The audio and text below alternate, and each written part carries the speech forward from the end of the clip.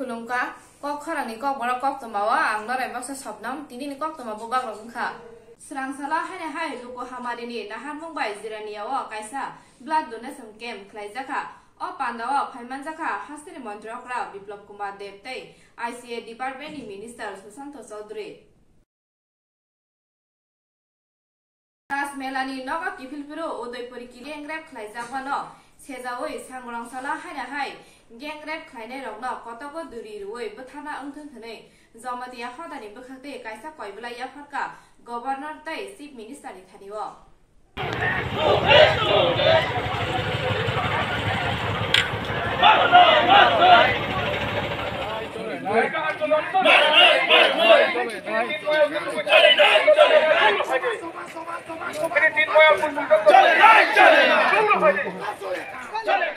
सांग्रांसाला आरालिया लोकनाथ आश्रम आमसानि खरगसा प्रभाती मुंगैनो सिनियर निग्या फायै बुखुं मुथुबै बुथारि कलांमानि कक्तमानि बिसिंति साइमाका यागला पातिमा थायो थांगै सगै क्या स्रांसाला हायना हाय किरमाय सिंसाके मांगति खासिजाक मानखा कुमार गात सुगात नगर आमसायो अ पातिमा तये आमसानि लोकोर वाना लाजा यागला थांगै सगै क्या पुलिस